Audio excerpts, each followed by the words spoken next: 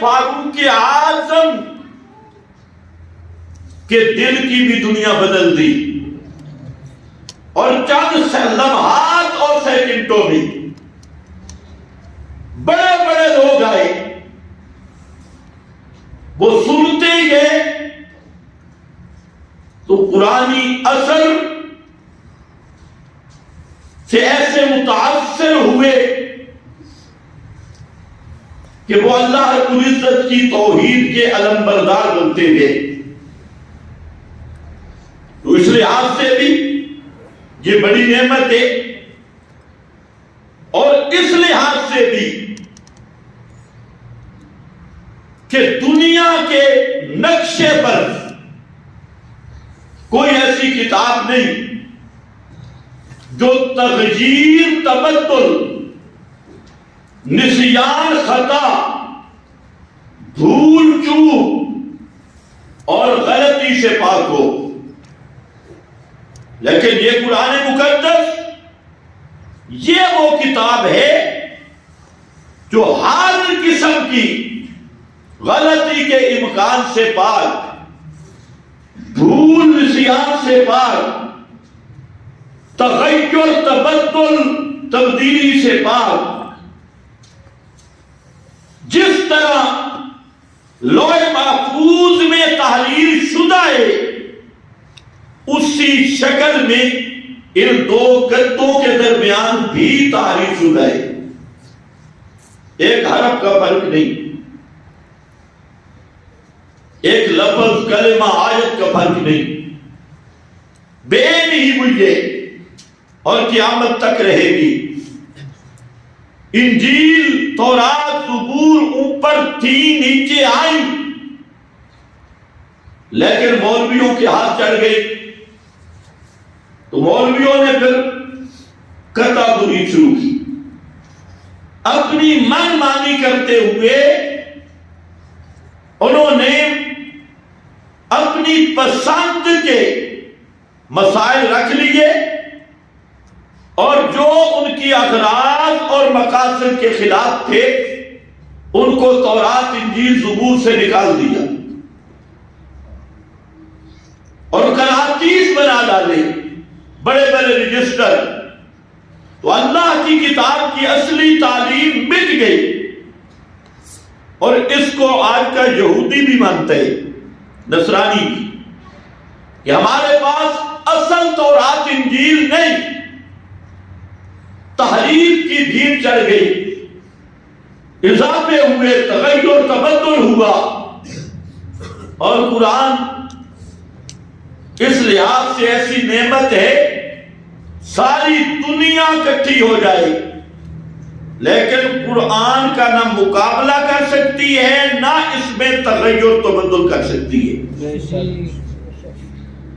یہ بھی اللہ کی بڑی نعمت ہے، نہیں تو اس امت کے مولویوں کا جو حال ہے، مانوی تحریف کو اتنی کرتے ہیں، الامان والحفیظ، آیت کو کہیں سے اٹھایا کہیں لگایا، لیکن ان کے بس میں نہیں کہ قرآن کے کلمات بدل دیں، معنی بدلیں گے، تحریفات کریں گے، لیکن حقیقت کو نہیں بدل سکتے، اس لیے کہ اِنَّا نَحْنُ نَزَّلْنَا الذِّكْرَ وَإِنَّا لَهُ لَحَافِظُونَ۔ اس ذکر کو اللہ نے نازل کیا اور اللہ ہی اس کی حفاظت کرنے والے ہیں، محفوظ کتاب۔ پھر اس لحاظ سے بھی قرآن نعمت ہے کہ دنیا کی کوئی کتاب ایسی نہیں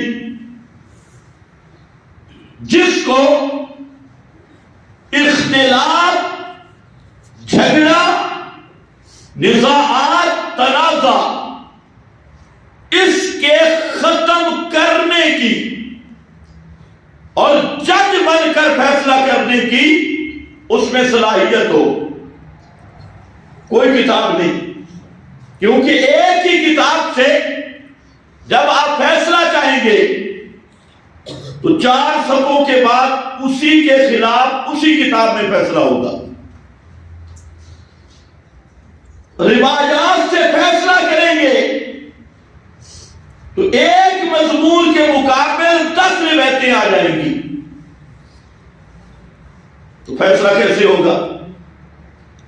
کتابوں سے فیصلہ کریں گے. ایک ہی بزرگ کی کتاب، اس کا اول کچھ اور، درمیان کچھ اور، آخر کچھ اور. ایک آدمی حوالہ دے گا جی بابے نے یہ لکھا، دوسرا کوئی کتاب اٹھا کے کہے گا بابے نے یہ لکھا، اور یہ بھی کوئی گارنٹی نہیں بابے نے لکھا بھی ہے یا نہیں. کسے بابے نے لکھا ہے یا صاحبزادے نے لکھا ہے، اس کا بھی کوئی فرق نہیں. تو ایک ہی کتاب ہے، انہو لقول الفصل، جو فیصلہ کرنے والا کلام ہے، جج اور فیصل، وہ کتاب اللہ ہے.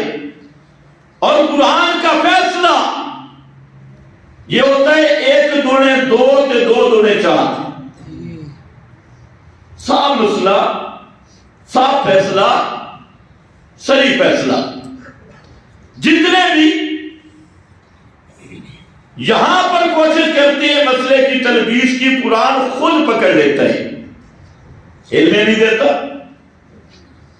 مثلا جھگڑا چل پڑا کہ علم الغیب یہ اللہ کا خاصہ ہے یا مخلوق کے پاس بھی ہے. لفظ کیا ہے؟ علم الغیب. اخبار غیبیہ کی بات نہیں، غیب کی خبروں کی بات نہیں. علم الغیب یہ اللہ کے ساتھ خاص ہے یا اللہ کے مقربین میں بھی ہے. ایک بات چلی، 50 سورت قرآن مقدس کی یہ دعویٰ لے کے آئی کہ علم الغیب صرف اللہ کا خاص ہے.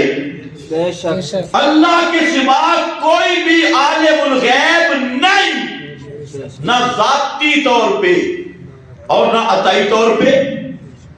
اب یہ شروع سے لے کے پہلے پارے سے آخر تک چلے جائیں، قرآن ایک ہی رہنمائی کرتا ہے کہ علم الغیب اللہ کا خاص ہے.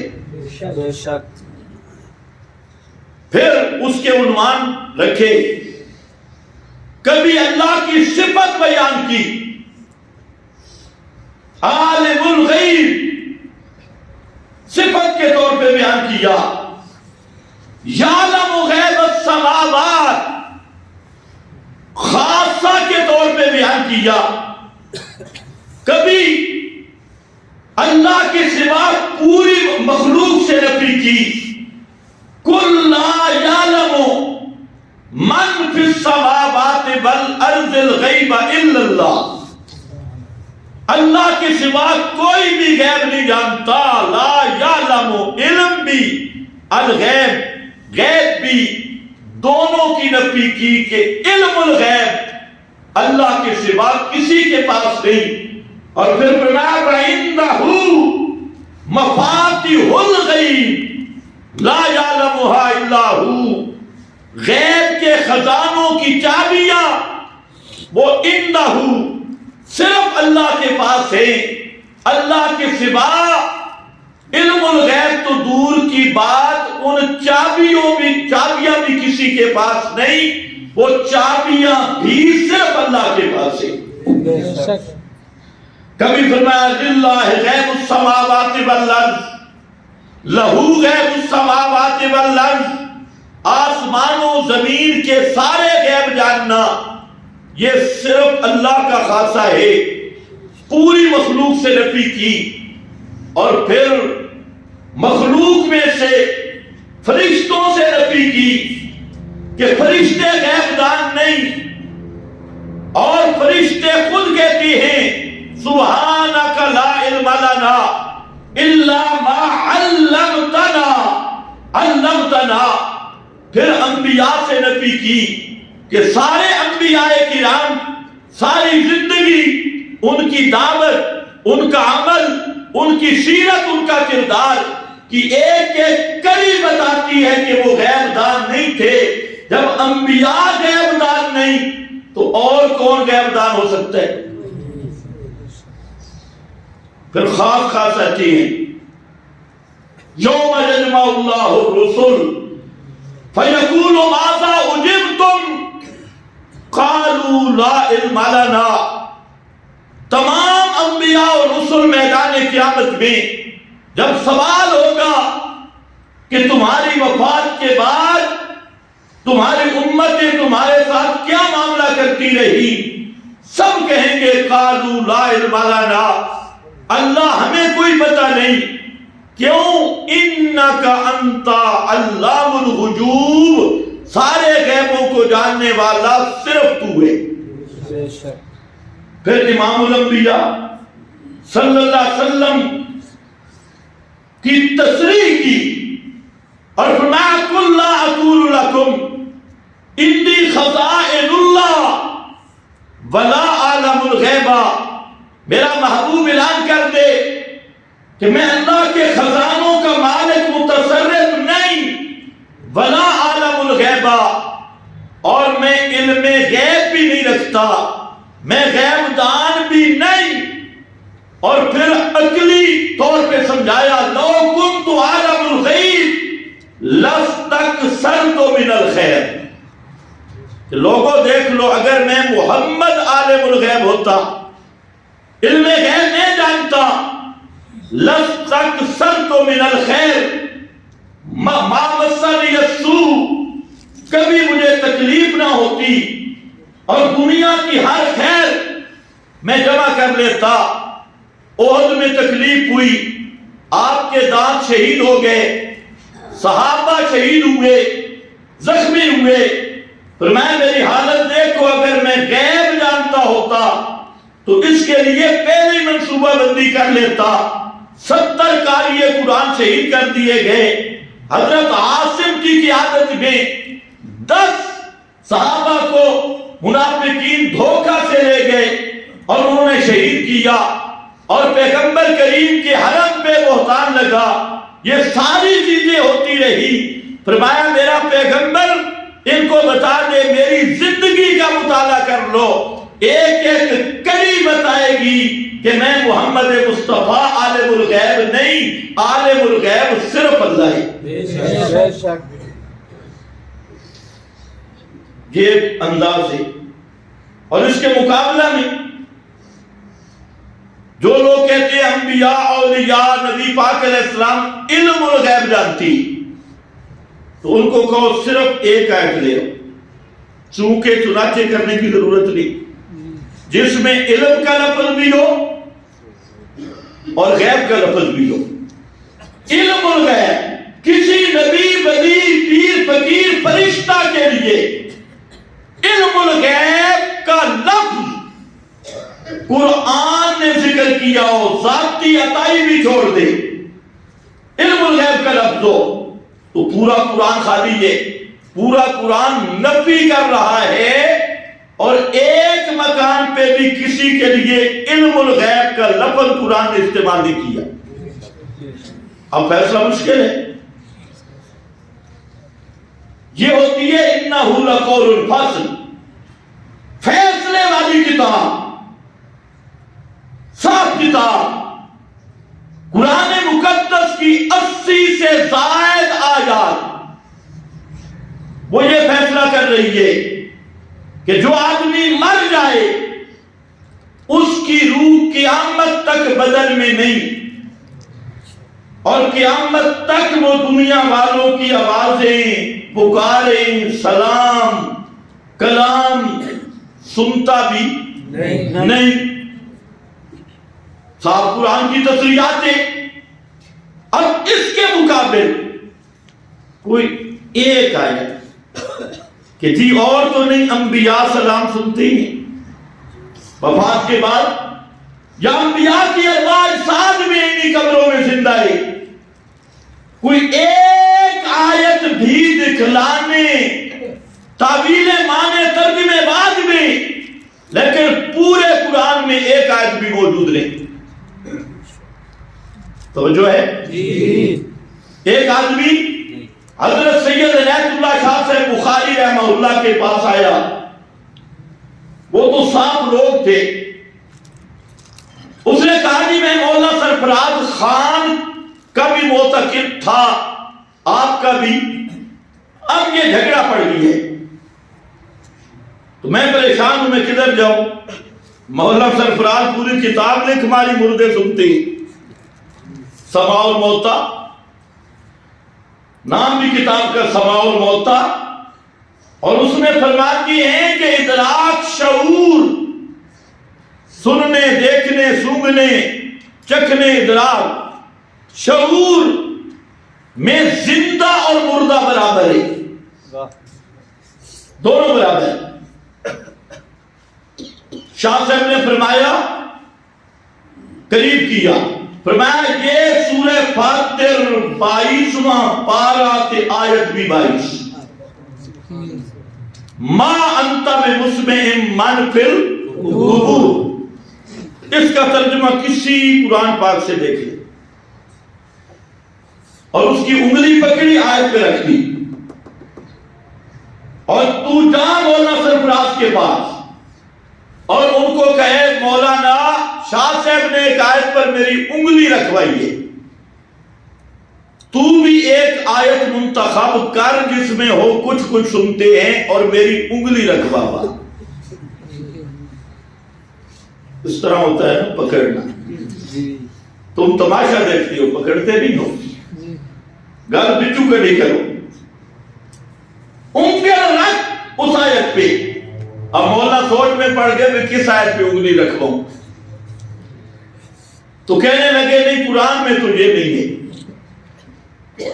وہ آدمی صاحب تھا. آج کل تو ایسے میں آئے، ایک مولوی صاحب کہہ رہا تھا 14 آیتیں ہیں قرآن میں ہمارے مردے کے سننے، لیکن 30 پاروں والے میں تو ہمیں نہیں ملی. وہ آیت قرآن کی پڑھیں گے اور پھر کہیں گے اے بابے نے لکھے، اور بابا پیش کر رہا ہے یا قرآن پیش کر رہا ہے؟ اس کو یہ بھی نہیں پتا قرآن کیا ہے اور بابا کیا ہے. ساتھ بابے کی چپر بھی لائے گئے. یہ تو آیت آئی نا کہ ہمارے بزرگ، واہ سبحان اللہ، نال بزرگ دی چپر بھی نہ. وہ آدمی کہتے ہیں میں نے کہا مولانا آخری سلام ہے. کہتے نہیں حدیثوں میں اس نے کہا چھوڑ، مجھے اتنا پتا ہے کہ پیغمبر کبھی قرآن کے خلاف نہیں کر سکتا، یہ تم مولوی قرآن کے خلاف کرتے ہو. اتنا میں بھی سمجھ گا. قرآن کہتا ہے نہیں سنتے، تو حدیثوں میں کس طرح آ سکتے ہیں سنتے؟ اس کا مطلب یہ ہوا کہ پیغمبر قرآن کے خلاف کر رہا ہے. کہتے ہیں میرا پیغمبر پہ ایمان ہے، پیغمبر قرآن کے خلاف نہیں کرتا، یہ تم مولوی بدبخت ہو جو قرآن کا مسئلہ نہیں مانتے اور آگے قرآن کا مقابلہ کرتے ہو. وہ آدمی چھوڑ کے چلا گیا. تم بھی یہی کہو. میں نے کہا انہو قول فصل. یہ قرآن اس لحاظ سے بھی نعمت ہے، یہ فیصلے والی کتاب ہے. اگر کوئی انابت کے رنگ میں قرآن کے قریب آئے تو قرآن اسے 1 دوڑے 2 2 دوڑے 4 کر کے مسئلہ سمجھانے والی کتاب. اور قرآن اس لحاظ سے بھی نعمت ہے کہ قرآن مقدس سے اگر کوئی جھوٹا آدمی فرار کرنا چاہے، آیت کا معنی بدلنا چاہے، تو قرآن خود اس کی اصلاح کرتا ہے. قرآن خود بتا دیتا ہے کہ یہ جلدی مار رہا ہے، آیت کے یہ معنی نہیں. مثال کے طور پہ یہ ایک مسئلہ چلتا ہے جی نبی پاک صلی اللہ علیہ وسلم خلقتاً نور ہے یا بشر ہے. تو ایک طبقہ ہے جو کہتے ہیں آپ کی تخلیق نور سے، خلقت نوری ہے. اب پورے قرآن میں تو کہیں نہیں. قرآن نے جہاں ذکر کیا 104 ایسے قرآن مقدس کی جس میں انبیاء کی بشریت کو بیان کیا اور امام الانبیاء صلی اللہ علیہ وسلم کی بشریت کو بیان کیا. اور جب قرآن بشریت بیان کر رہا ہے تو یہ بے ادبی ہوگی. جی اچھا اس کو اتنا بھی نہیں پتا کہ اشرف المخلوقات کون ہے؟ فرشتے یا بشر یا جنات؟ ایک بات کرو، اشرف المخلوقات کون ہے؟ پھر نبی کو بشریت سے نکالنا یہ نبی کی شان ہوگی یا بے ادبی ہوگی؟ اشرف المخلوقات سے نکال کے نیچے والی مخلوقات میں لانا چاہتا ہے، حالانکہ پیغمبر کریم تو اشرف المخلوقات میں بھی اشرف الخلق افضل الخلق. تو بات تو موٹی سی تھی لیکن اسے سمجھ نہیں آئی. اب اس نے قرآن میں تعریف شروع کی اور کہا قد جاءکم من اللہ نور. اتنے بریک لائی قد جاءکم من اللہ نور. من اللہ من اللہ من اللہ اللہ دے بچو نور آئے. نور من نور اللہ، اللہ کولو نور آیا. نور دی گل ہوئی کہ نہیں؟ اس نے یہاں سے لکھا. میں نے کہا تھوڑا آگے بھی پڑھو، اسی آیت کو پورا پڑھ لو. نور و کتاب مبین. چلو جہاں پر بھی اگر مسئلہ نہیں حل ہوا، جہاں تو پیغمبر کی نوری تخلیق کی بات نہیں، اللہ نے فرمایا نور یعنی کتاب مبین. وہ کتاب مبین قرآن ہے، انزلنا الیکم نورا مبینا. اور پیغمبر کے بارے میں فرمایا یا ایھا النبی انا ارسلناک شاہدا ومبشرا ونذیرا وداعیا الی اللہ باذنہ وسراجا منیرا. پیغمبر کی شان ہے نور بانٹنے والا، نور تقسیم کرنے والا. نور قرآن ہے اور اس قرآن کو تقسیم کر کے کائنات کو پڑھانے والے، یعلمہم الکتاب، اس نور کی روشنی پھیلانے والے محمد مصطفیٰ. بات تو پوری تھی لیکن مولوی آ گیا. میں نے کہا بھی آگے بھی پڑھ، یہ قرآن ہے، قرآن ہی چھوڑے گا تیرے اس فراڈ کو. فرمایا یہدی بہ اللہ. قرآن نے فیصلہ کیا جو نور جہاں ہے یہ خلقت نور نہیں، یہ وہ نور ہے جس کا نام ہے یہدی بہ اللہ، نور ہدایت ہے. یہ ہدایت کا نور ہے اور ہدایت کا نور قرآن بھی ہے اور ہدایت کا نور محمد مصطفیٰ بھی ہے. آپ کا پیغام نور نہیں، آپ کی سنت نور نہیں، آپ کا اسوہ حسنہ نور نہیں، آپ کی تعلیمات نور نہیں. کیا خیال ہے؟ تو مسئلہ تو صاف تھا. خیر، قرآن مقدس نعمت دی، اس پہ آؤ گے سارے مسائل ختم ہو جائیں گے. جملے ختم.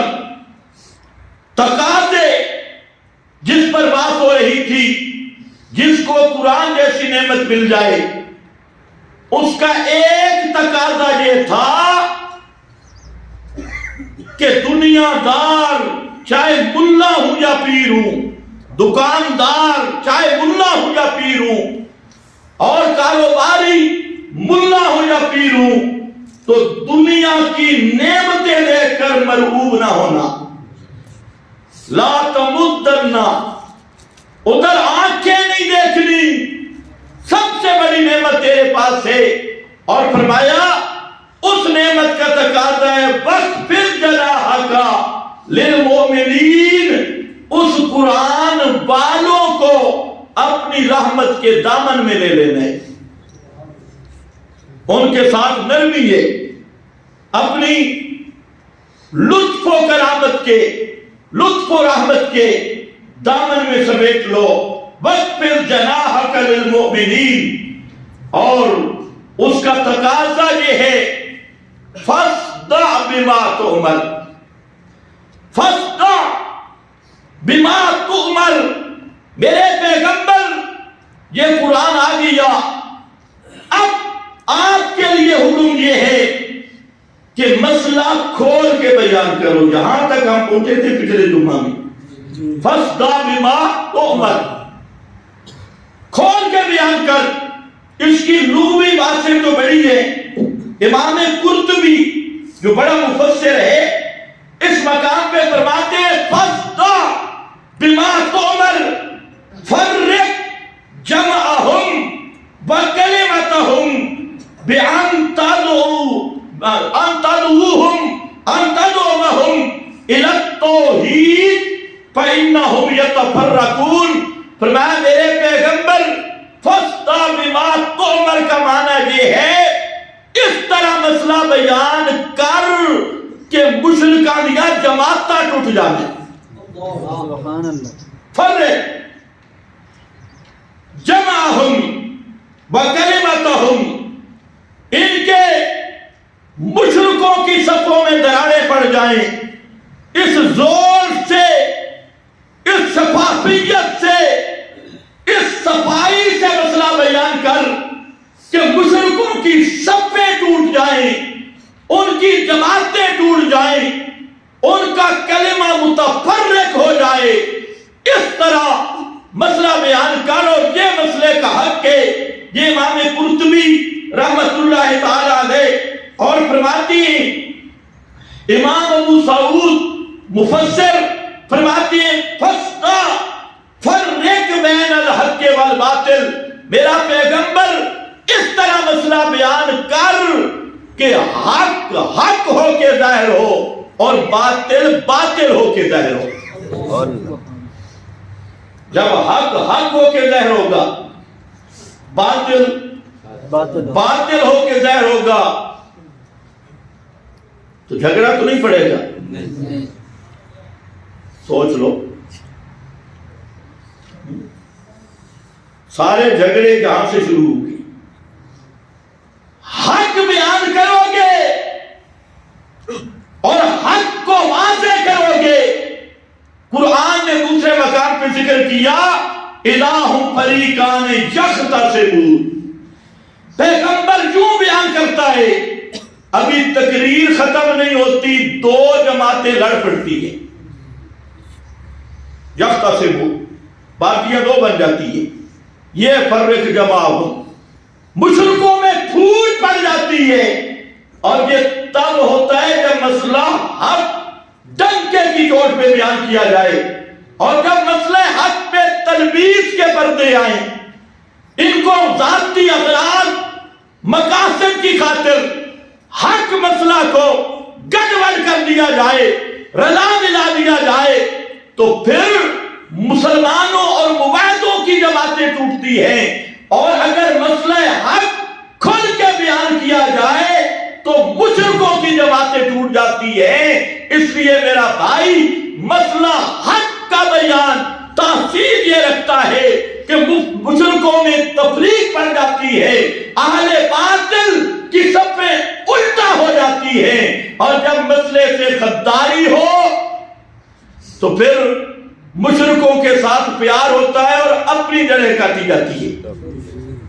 ایسا ہوتا ہے نہیں ہوتا؟ اسی طرح ہوتا ہے۔ فَاصْدَعْ بِمَا تُؤْمَرُ وَأَعْرِضْ عَنِ الْمُشْرِكِينَ، کھول کر بیان کرو، اعرض عن المشرکین، مشرکوں کی پرواہ نہ کرو، چاہے وہ مشرک پگڑی والا، پیٹ والا، جبے کبے والا، بڑے بڑے مدرسوں والا، بڑا بڑا شیخ الحدیث، صوفی، پیر طریقت، کسی رنگ میں شیطان ہو، اعرض عن المشرکین، ان سے مرعوب نہیں ہونا، کھول کھول کے مسئلہ بیان کرنا ہے۔ پھر میرے پیغمبر نے کھول کھول کر بیان کیا۔ ایک تھوڑا سا درمیان میں عرض کروں گا، اس کو سمجھ لو۔ آج کل چونکہ جہالت کا زمانہ ہے، دینی لحاظ سے، ویسے تو بڑی روشنی ہے، دینی لحاظ سے مظلومیت کا زمانہ ہے اور دینی غربت کا زمانہ ہے۔ جیسے نبی کریم علیہ السلام نے فرمایا ان الدین بدا غریبا سیعود غریبا، یہ دین جب شروع ہوا تو اجنبی تھا، انوکھا تھا، پھر ایک وقت آئے گا کہ اجنبی بن جائے گا۔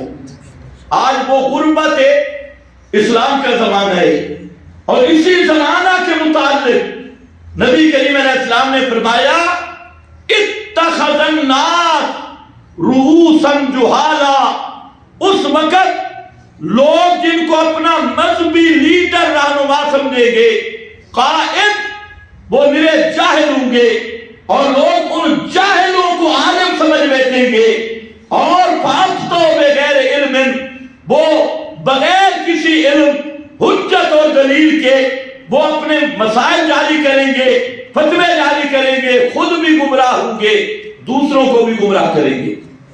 آج یہ وہ دور ہے، اس لیے یہاں پر ایک نقطہ سمجھنا ضروری ہے۔ بعض لوگ اخلاق کا معنی نہیں سمجھ رہے، اخلاق کس چیز کا نام ہے، اس لیے اسی تحریک کا اول انہوں نے یہ کہا کہ تلوار اخلاق کے خلاف ہے۔ یہ آپ نے بھی سنا ہوگا، اس پہ کتابیں لکھی گئی۔ انہوں نے اخلاق کا یہ معنی لیا کہ جہاد اور اخلاق آپس میں متضاد ہے، یہ پہلا شیطانی حملہ تھا۔ اس پہ انہوں نے بڑی کتابیں لکھی اور یہ ایک بات چھیڑ دی کہ دین اخلاق سے پھیلا ہے یا تلوار سے پھیلا ہے، یہ ایک تفریق شروع کر دی۔ پھر اسی سے آگے ایک نیا شیطانی ٹولہ نکلا، تو انہوں نے کہا مسئلے کو کھولنا، واضح بیان کرنا، یہ اخلاق کے خلاف ہے، اس لیے حکمت کے ساتھ بیان کیا گیا۔ یعنی انہوں نے مسئلے کی توضیح، مسئلے کا انکشاف اور سرد پھر مسئلہ، اس کو انہوں نے کہا یہ اخلاق کے خلاف ہے، بصیرت کے خلاف ہے۔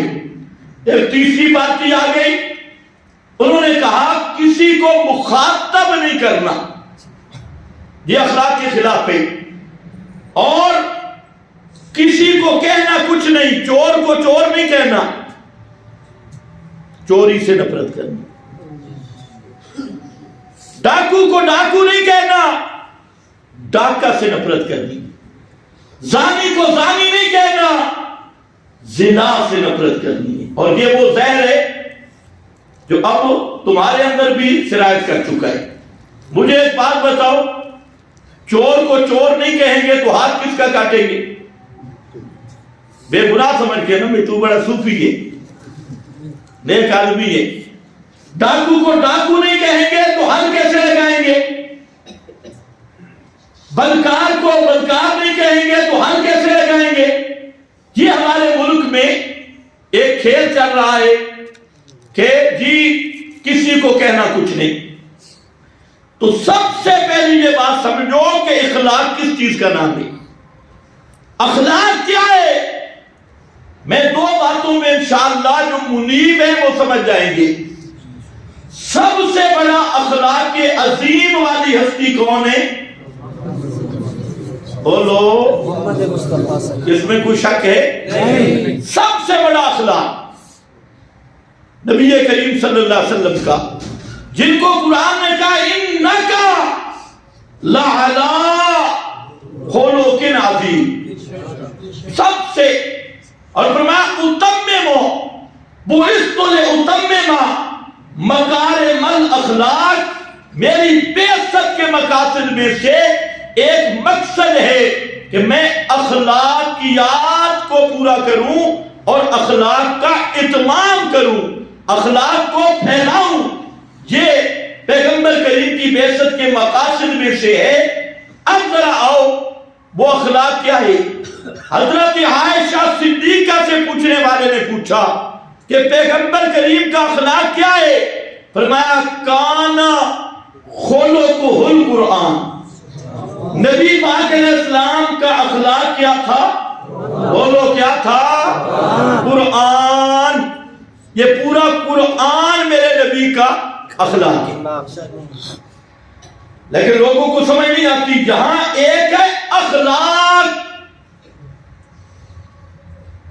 اور وہ ہے میرے نبی کا اخلاق قرآن ہے، اچھا اخلاق کا یہ جو مفہوم آج کل سمجھا گیا ہے، بھائی ہر ایک کے سامنے دانت نکالو، کہیں دانت نکالنا جنازہ بھی نکال دیتے، جدھر بھی جاؤ آگے دانت نکالو، نہیں میرا بھائی، اخلاق کا مطلب یہ ہے جہاں غصہ کرنے کا مقام ہے وہاں غصہ کرنا ہے، جہاں پیار کرنے کا مقام ہے وہاں پیار کرنا ہے، جہاں دعوت کا مقام ہے وہاں دعوت دینی ہے، اور جہاں قتال کا میدان ہے وہاں ہتھیار پکڑ کے جہاد کرنا ہے۔ فضرب الرقاب، موٹیاں موٹیاں گردناں کٹڑیاں، فضرب الرقاب، یہ قرآن ہے۔ اور جہاں مقام غیرت ہے وہاں غیرت کا اظہار اخلاق ہے، جہاں مقام محبت ہے وہاں محبت کا اظہار اخلاق ہے، جہاں لڑائی کا مقام ہے وہاں پر لڑائی میں ڈٹ جانا اخلاق ہے۔ بے شک، سمجھے کہ نہیں سمجھے؟ تو اخلاق میں غصہ تو نہیں ہوتا نا۔ مسلم شریف کی حدیث صحابی بیان کرتا ہے کہ اذا خطب، نبی کریم صلی اللہ علیہ وسلم جب تقریر کرتے، اشتد غضبہ، آپ کا غصہ سخت ہو جاتا، کأنہ منذر جعلا صوتہ، آپ کی آواز بلند ہو جاتی، غصہ عروج پہ ہوتا، کأنہ منذر جیش، جیسے آپ کسی مد مقابل لڑائی والے لشکر کیا انذار کر رہے ہیں اور اس سے آگاہ کر رہے ہیں، اس حیثیت میں آپ خطبہ دیتے۔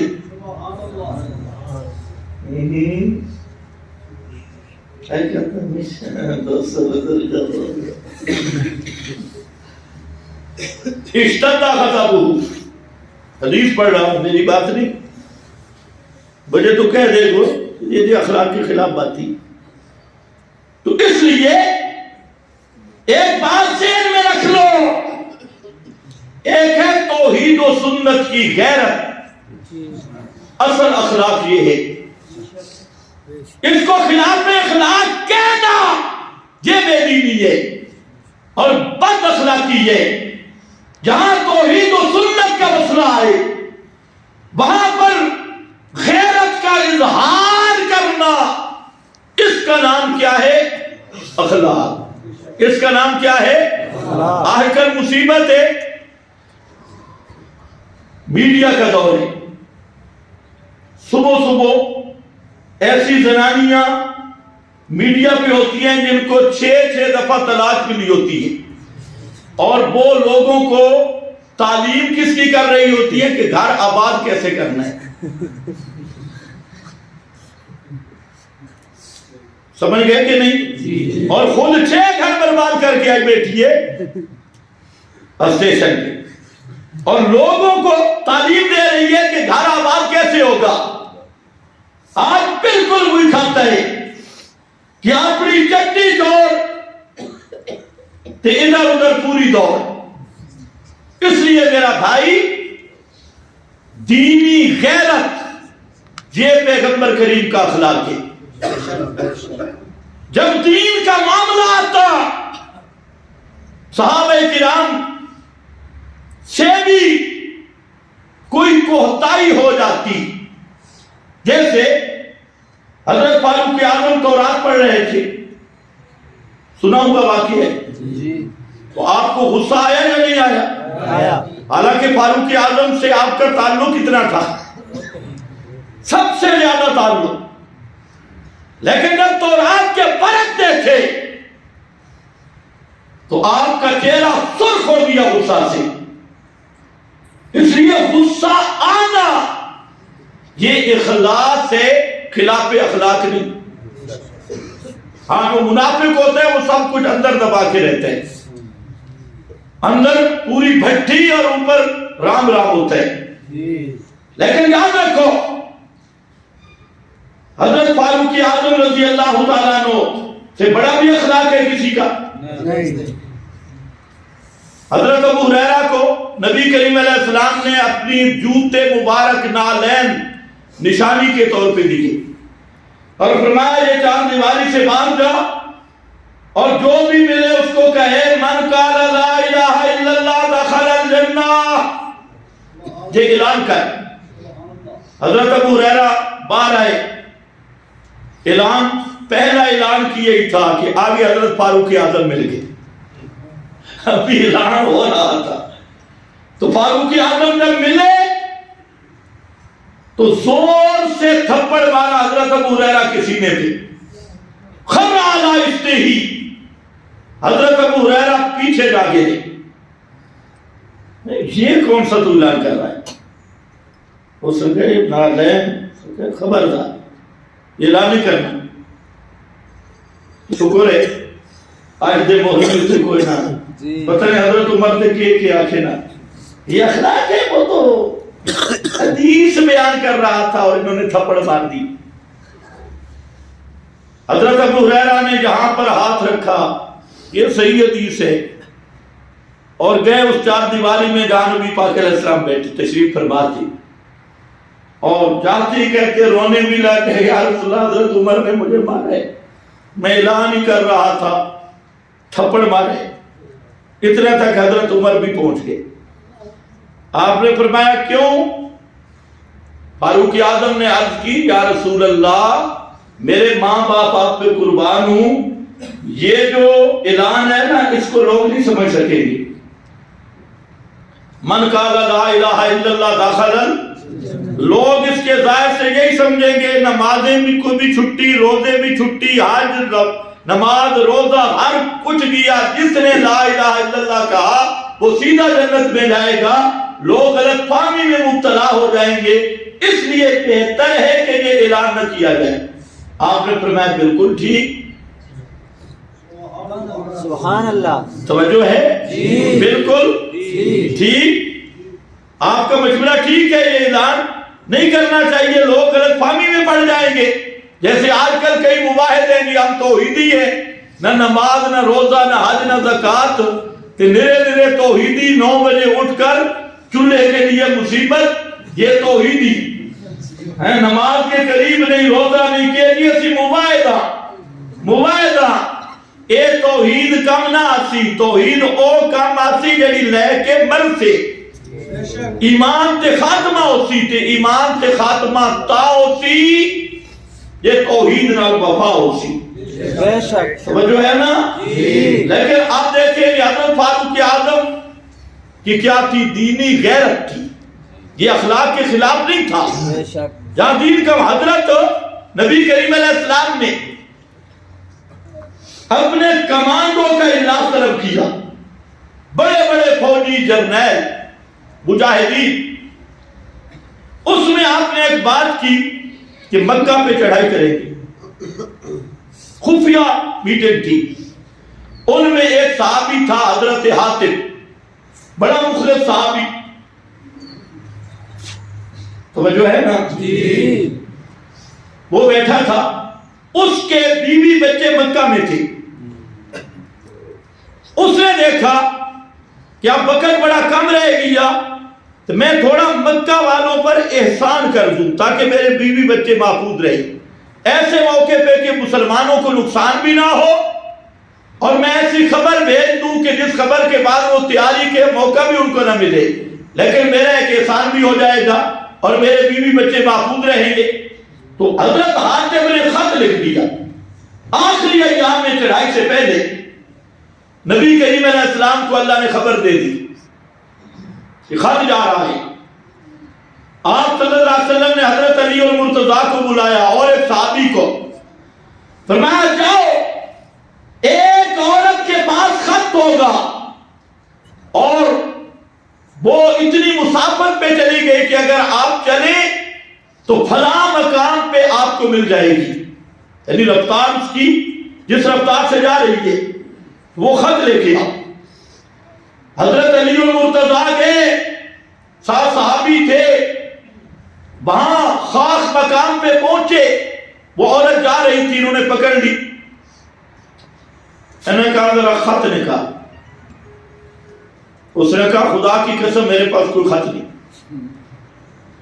اب ذرا خیال کرنا اور مولویوں کو بھی سمجھا دینا. میں تو حیران ہوں کہ یہ مولوی کس مدرسے کے پڑے ہوئے. حضرت علی نے فرمایا خط نکال. اس نے کہا جی کوئی خط نہیں. فرمایا خط نکال ورنہ لأجردنک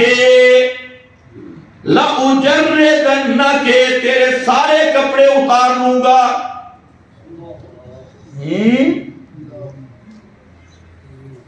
توجہ ہے نا جی. اس نو کی عکس ہوئے اور دینی غیرت کی یا اخلاق کے خلاف نہیں. کوئی حاشیہ لگانا بیٹھ جائے آج کا رینٹی ملا. لأجردنک تجھے ننگا کر دوں گا، نکال خط. اس نے دیکھا بھئی یہ تو کام گڑبڑ ہے، تو اس نے اپنی لٹوں میں خط چھپایا ہوا تھا جی بالوں، اسے نکال کے دے دیا. اب واپس جب آئے کہ حضرت حاتم کی بات پتہ چلی، حضرت عمر نے تلوار نکالی اور فرمایا یا رسول اللہ اجازت دو اس منافق کی میں گردن اتار دوں. تلوار نکالی. یہ تلوار کیوں اخلاق کے خلاف تھا یا دین کی غیرت تھی؟ اتنا بھی فرق نہیں پتا اخلاق کیا اور دینی غیرت کیا ہے. نبی کریم علیہ السلام نے فرمایا نا عمر نا. آپ کو پتہ ہے یہ کون ہے؟ انہو بدری. یہ صحابی بدری ہے اور اہل بدر کو اللہ نے سپیشل پیغام دیا ہے قد غفرت لکم، تمہاری خاص مغفرت ہو چکی ہے. تو حضرت حاتم نے اپنا عذر پیش کیا، آپ نے قبول کیا. تو میں اب یہ کر رہا ہوں دینی غیرت اور اخلاق میں بھی فرق کروں. دینی حمیت اور غیرت پرانے زمانے میں آپ کے مولوی بیان کرتے تھے، آج کل چھوڑ دیا کیونکہ خود اس میں آپ پہ پورے نہیں اترے، چھوڑ دیا. آپ یہ نہیں سنتے تھے کہ بیٹی نے باپ کے نیچے سے بستر نکال لیا. یہ کیا تھی؟ دین کی غیرت تھی. اور تمہیں ایک بات بتا کے آگے چلوں. حدیبیہ کے مقام پر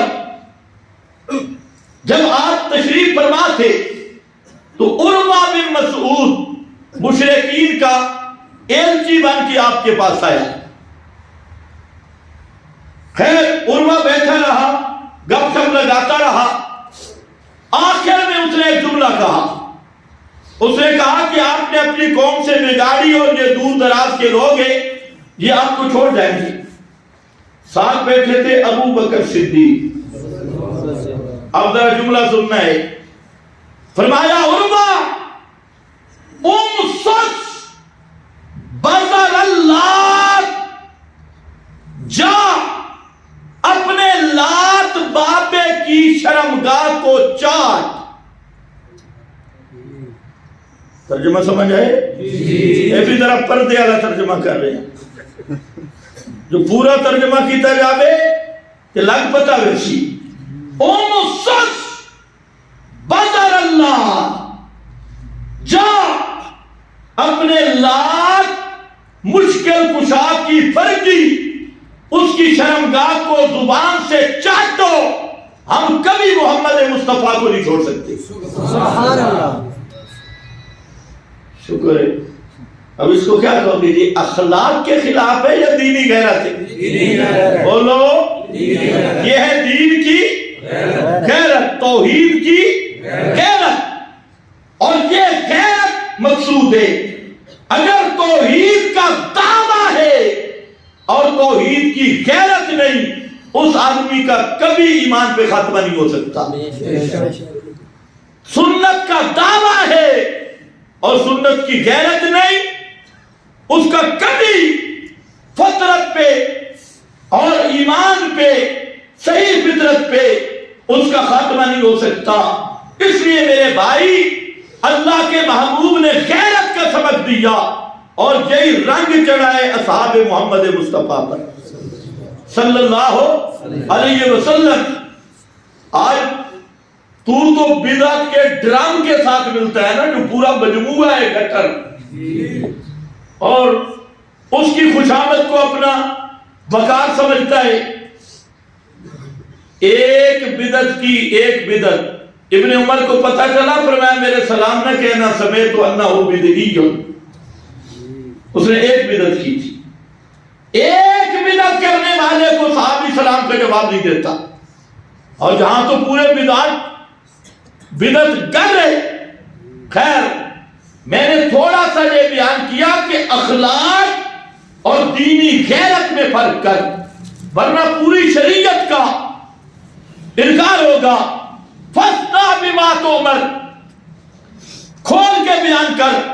اس کو بعض لوگوں نے دو ایتیں پڑھتی، اُدْعُ إِلَىٰ سَبِيلِ رَبِّكَ بِالْحِکْمَةِ، مشہور کی ہے، دعوت دے اپنے رب کی طرف حکمت کے ساتھ. کس کے ساتھ؟ حکمت. نہیں اونچا رہا، حکمت.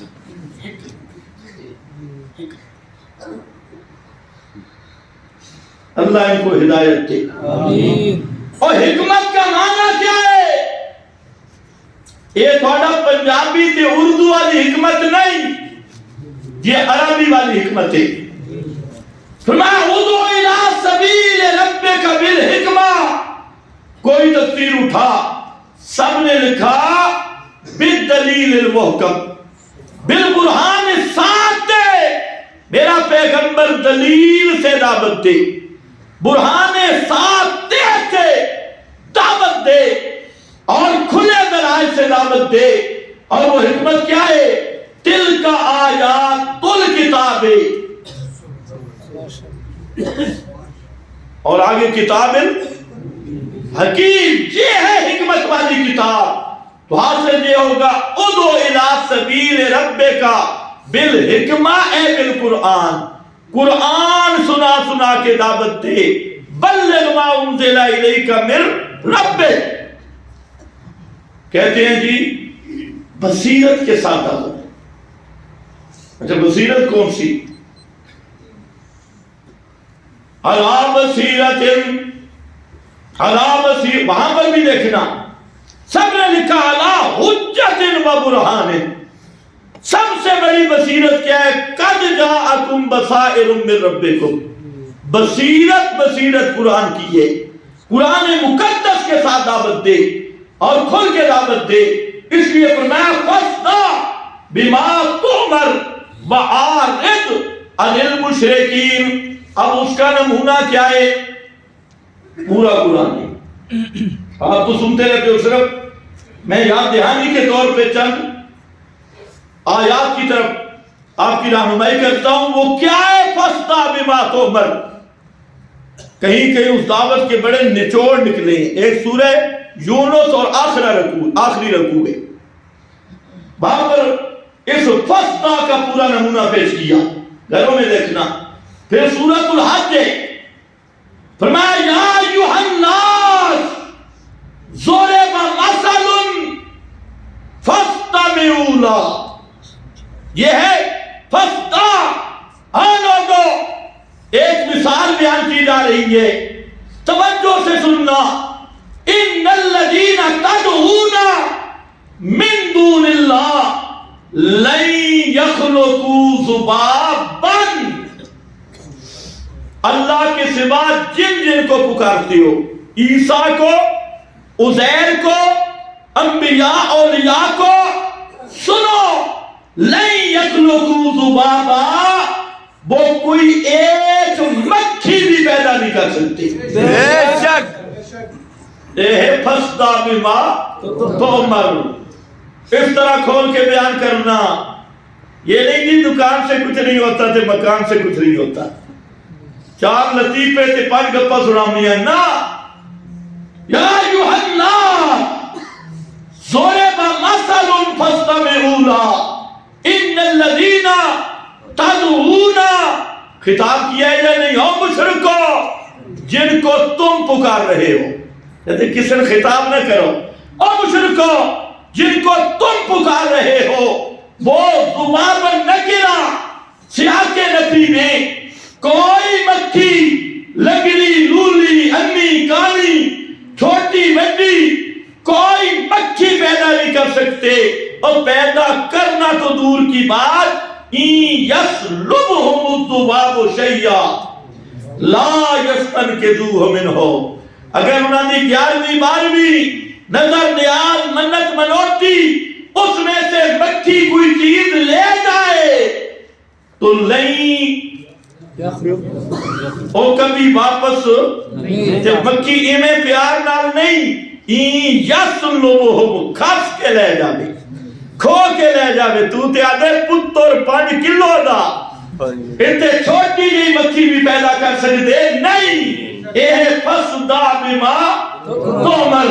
دوسرے مقام پر ذکر کیا والذین یدعون من دون اللہ لا یخلقون شیئا لا یخلقون شیئا، اتھے زبابا اتھے شیئن، کسی چیز کو پیدا نہیں کر سکتے، کیوں؟ وَهُمْ يُخْلَقُونَ، پیدا کے کرن ہم یخلقون، او خود پیدا کردہ پیدا شدہ نے، خود مخلوق ہیں، او پیدا کس طرح کرن؟ اور بیان کر میرے پیغمبر، او خالق نہیں، کیونکہ خلق تصرف ما فوق الاسباب ہے، خالق تصرف ما فوق الاسباب، ایک گل سمجھو، تصرف ما فوق الاسباب اسی تے سارے سمجھے ہوئے ہو، اللہ کرے مولویاں بھی سمجھ آگے۔ اللہ خود بیان کیتا، مثال دیتی ہے ما فوق الاسباب کی ہوتا، فرمایا افرأیتم ما تحرثون، اور جٹ بندہ مجھے خبر دے، مجھے بتا کہ تو نے گندم جو چھولے گھر سے اٹھائے اور زمین میں ڈال کے اوپر ہل چلا دیے، یہ اسباب ہیں کہ نہیں؟ گھر سے اٹھائے، زمین میں ڈالے، ہل چلائے، پانی لگایا، یہ اسباب ہے، یہ تو کر سکتا ہے، یہ تحت الاسباب ہے۔ لیکن اگلی بات ذرا بتانا، اَأَنْتُمْ تَزْرَعُونَهُ أَمْ نَحْنُ الزَّارِعُونَ،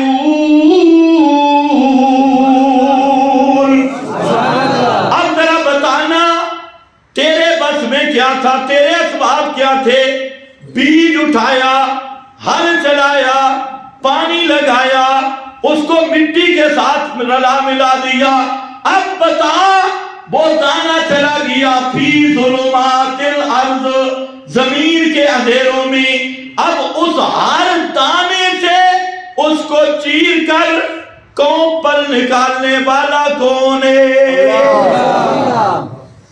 ایک کسے دے واسطے، کیونکہ وہ معاملہ کے ما فوقل، وہ کوپلے نکالنا ما فوقل اسباب، بیج بونا ما تاتل اسباب، اس دانے سے پودا بنانا ما فوقل اسباب۔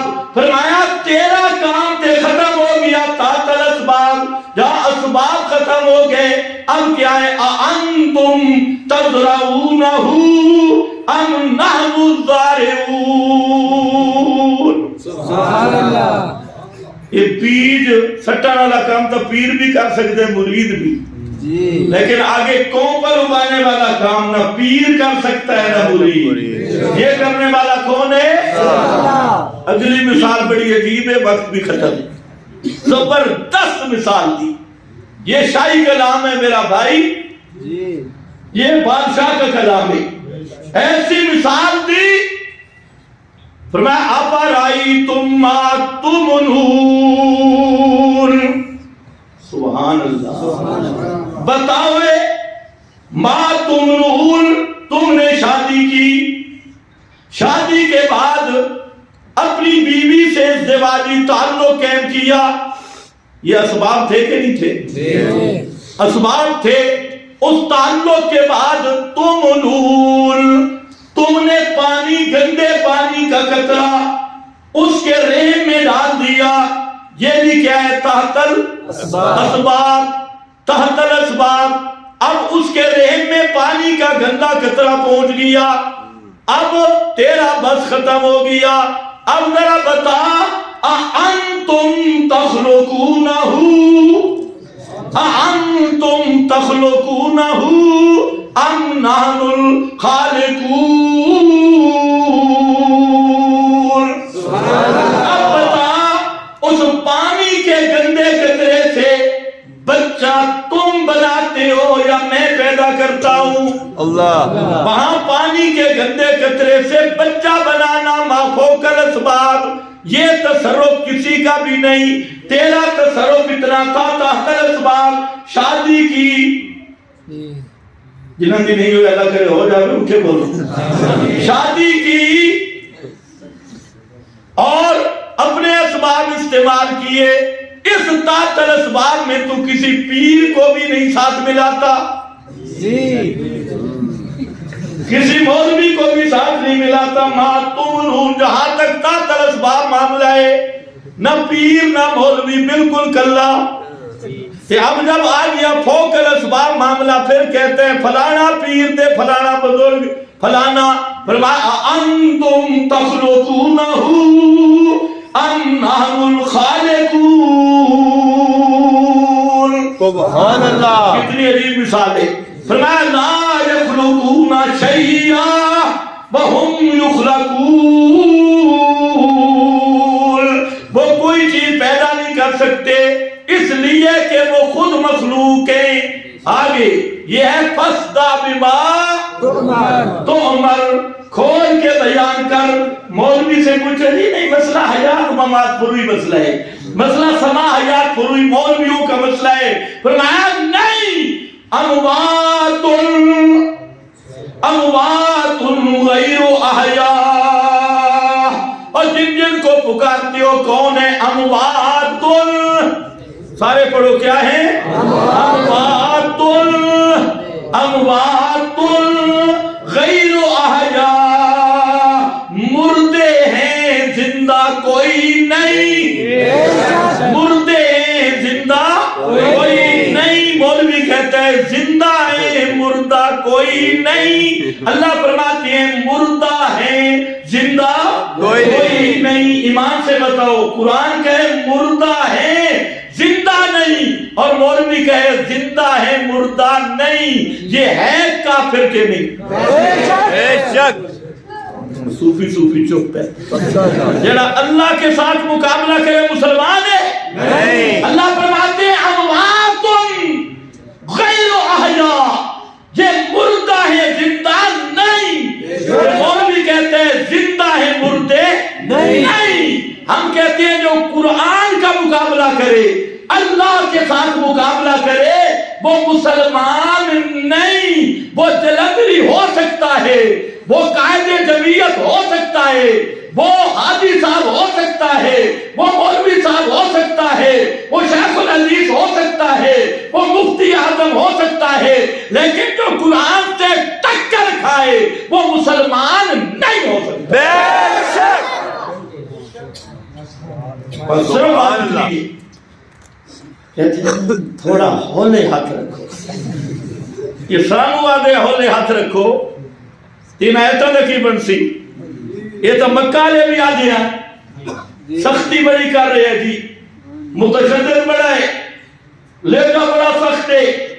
اللہ نے خود بیان کیا وَدُّوا لَوْ تُدْهِنُوا فَيُدْهِنُونَ.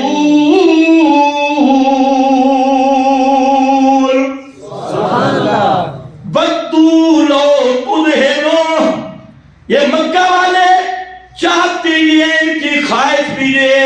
وہ پرانا دی گل پہ کرتا ہے. مکہ والے اور ان کے وارث چاہتے ہیں بدو لو تدہنو ہے دہن سے. تے دہن دا معنی ہوندا ہے تیل. کہ بے اے مسئلہ قرآن نہ کر، تھوڑا جیا تیل لا. ودو لو تدہنو، کولا کولا مسئلہ بیان کر، تیل لا کے مسئلہ بیان کر. ودو لو تدہنو، وہ تو چاہتے ہیں کاش آپ تھوڑی سی نرمی کر لیتے. بدو دی ضمیر دا مرجے پہلے ابو جہل آئے تھے انہوں نے بارے سے کون چاہتا ہے ابو بولو بولو ختم کرا. کون چاہتا ہے ابو جہل؟ قریشی آئی نا، حضرت ابو جہل شاہ صاحب حاجی صاحب شاہ صاحب ابو جہل توجہ ہے نا. حضرت شاہ صاحب ابو جہل الحاج ابو جہل وہ کیا چاہتے تھے جی؟ تشدد نہ کرو، سختی نہ کرو، تھوڑا بدو لو تدہنو فیدہنون. بہت ہتھیار سٹن واسطے تیار ہیں.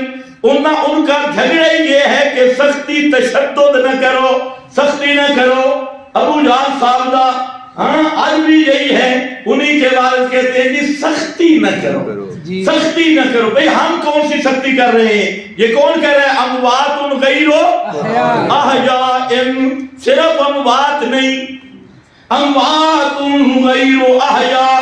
اور تم تو کہتے ہو، ایک مولوی صاحب کہہ رہا تھا یہ کسی کو بھی نہیں چھوڑتا، بڑے بڑے بزرگوں کے خلاف ہے. استغفر اللہ. بڑے میں نے کہا پہلے بزرگوں کو سمجھا، جن بزرگ تو نے بنائے ہیں پہلے ان کو سمجھا. وہ بزرگ کیا کہہ رہے ہیں کہ فلانا صوفی آیا، آپ نے قبر مبارک سے ہاتھ مار دیا. واہ بزرگے کے گرگے. اب کہتے اتنے بڑے بزرگ، تو میں نے کہا پھر مانو بزرگ بڑا تھے، جھوٹ بھی بڑا. ابھی ایک نیا بیان بھی آیا ہے فیس بک پہ جی میرا ابا جی فرماتی ہیں، حدثنا ابی، میرا ابا جی فرماتی ہیں کہ میں جالیوں کے قریب نہیں جا سکتا تھا، ہیبت طاری ہو جاتی تو میں کھڑا ہوتا تھا ستون کے پاس. تو ایک دفعہ میرے دل میں بات آئی، شاید کوئی کساوت قلبی ہے، کیا ہے کہ میں جالی روزے کی جالی کے پاس نہیں جا سکتا. تو آپ نے فرمایا کہ جو میری سنتوں کے قریب ہے وہ دور رہ کے بھی میرے قریب ہے، اور جو سنتوں سے دور ہے وہ جالی کے پاس آ کر بھی مجھ سے دور ہے. کس نے فرمایا؟ نبی پاک علیہ السلام نے. کس کو فرمایا؟ ابا جی کو. ابا جی یہ حدیث بیان کر رہے ہیں براہ راست. میں نے پوچھا آپ کا ابا جی صحابی بنا ہے تو پھر آپ تابعی ہوں گے. اگر ابا ایماندار ہے تو صحابی بننا چاہیے کہ نہیں؟ پیغمبر سے حدیث براہ راست سمیت رسول اللہ، نبی پاک علیہ السلام سے براہ راست حدیث بیان کر رہا ہے ابا جی.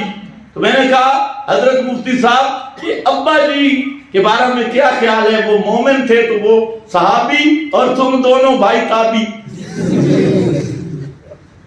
اور سارے مدرسے والے تبع تابعی. کیسا نیا دور آیا. اور خدا نہ خواستہ ابا جی کا ایمان نہیں تھا بقول تمہارے. ہم تو بزرگوں کا ادب کرتے ہیں لیکن یہ بزرگوں کو کسی کھاتے کا چھوڑتے ہی نہیں. ایک بیان کر رہا تھا فلانے بزرگ نا 18 بزرگ 15 بزرگ انہوں نے عالم بیداری میں نبی پاک علیہ السلام سے بخاری شریف پڑھی ہے. آگے کہتے سبحان اللہ سبحان اللہ. کسی نے نہیں پوچھا بھئی آپ سے بخاری شریف پڑھی ہے، شرم نہیں آتا؟ آپ صلی اللہ علیہ وسلم پڑھاتے ہوں گے وَبِهِ قَالَ حَدَّثَنَا فُلَانٌ حدثنا فلان وبه قال حدثنا فلان وبه قال حدثنا فلان قال سمعت رسول اللہ. اس مارکے میں عقل یا حیا نامی چیز ہی کوئی نہیں. اچھا پھر اس سے پوچھا جی اتنے بزرگ تھے انہوں نے پوری بخاری نبی پاک علیہ السلام سے جاگتے ہوئے پڑھی، تو صحابی ہیں؟ کہتے ہیں اچھا صحابی نہیں تو پھر بے ایمان ہے، کیونکہ نبی کی مجلس میں جانے والا، نبی سے پڑھنے والا ایمان ہو تو صحابی ہے، جو بے ایمان ہو توجہ ہے. ہم بزرگوں پہ ہم فتویٰ لگا رہے ہیں، خود لگا رہے ہیں، اور ہم کہتے ہیں کافر پہ جھوٹ نہ بولو. یا تو پھر ان کو صحابی کہو، ہم بھی تابعی بن جائیں. تو اگر وہ صحابی نہیں کہتے تو پھر تو اپنے ابا جی کے ایمان کی بھی نفی کر رہا ہے. بابا کہتے ہیں بزرگوں کے خلاف. بزرگوں کو بھی کہو کچھ انسان بنے. ایسے ایسے جھوٹ. ایک اور بزرگ بیٹھا ہے جی، اس کے بھی خلاف کیا، وہ جامعۃ الرشید کے مفتی کے بھی خلاف کیا. میں نے کہا کبھی یہ سنو اس نے کہا کیا ہے؟ اور میں نے کیا کہا؟ اس نے کہا جب جاؤ نا قبرستان تے پیچھے نہ بیٹھا کرو، کیونکہ مردے کو یوں دیکھنا پڑتا ہے. سامنے بیٹھو گے تو مردہ یوں دیکھے. اب ایسے بے ایمان کو چھوڑ دیں. یہ ہے بزرگ. میں نے کہا یہ بزرگ تمہیں مبارک ہو. ہمارے نزدیک یہ بزرگ نہیں جو کتاب و سنت کے خلاف چلنے والے ہیں. یہ سارے بڈھے گرگے. یہ بزرگ نہیں. بزرگ وہ ہے جو کتاب و سنت کے تابع ہو، کتاب و سنت کا مقابلہ کرنے والا نہ ہو. اموات غیر احیاء، مردے زندہ کوئی نہیں. مولوی کتاب لکھی ہے حیات الاموات، میرے پاس موجود ہے. ان کی اکثر بڑا مسلمان آلہ کم کی طرح حیات الاموات. اللہ فرمائے انک لا تسمع الموتى. کہ مولوی دی کتاب ہے سماع الموتى. قرآن کیا کہتے ہیں؟ لا تسمع الموتى. کہ مولوی آدھا ہے سماع الموتى. کہنا کچھ نہیں ہے جی. میں نے کہا پھر کوئی بے غیرت ہی ہوگا جب کچھ نہیں کہے گا. اس کے اندر دین کی غیرت ہے، وہ یہ دیکھ کر کبھی چپ رہ سکتا نہیں. اس لیے حضرت قاضی شمس الدین رحمت اللہ علیہ نے جب جواب دیا نا تو جواب کیا دیا؟ الشہاب الثاقب. تو شہاب ثاقب وہ ستارے جو شیطان کو لگتی، وہ ستارے جو شیطان کو نام رکھا الشہاب الثاقب. کہتے ہیں ہمارے بزرگ بڑے نرم تھے. میں کہ بڑے نرم ہیں. سماع الموتى کا جواب دیا ہے الشہاب الثاقب، وہ انگارہ جو شیطان اوپر جاتے ہیں اور ان کو لگتا ہے، ان کو جلا دیتا ہے. قاضی شمس الدین صاحب کے رسالے کا نام سماع الموتى کے جواب میں الشہاب الثاقب. سمجھو ہے نا؟ بڑی نرم تھے بزرگ، بڑے نرم تھے. خیر تم کہتے ہو یہ چڑی چڑا دیکھتے ہیں تے گردنے میں روڑتے ہیں تے سفارشیں کرتے ہیں. فرمایا وما یشعرون ایان یبعثون. ان کو اپنے ٹھہرنے کا بھی پتہ کوئی نہیں. تیری فریادوں سفارشوں کو کیسے سن سکتے ہیں جب اپنے ٹھہرنے کا پتہ نہیں، تے چڑی چڑے کا بھی پتہ نہیں ہے. مفتی صاحب کے قبر پہ بیٹھنے کا بھی پتہ نہیں. وما یشعرون ایان یبعثون. اب آیا الہکم الہ واحد، الہکم الہ واحد احفظ بما تؤمر. انشاءاللہ اسی آیت پر اگلا جمعہ بھی ہوگا. وآخر دعوانا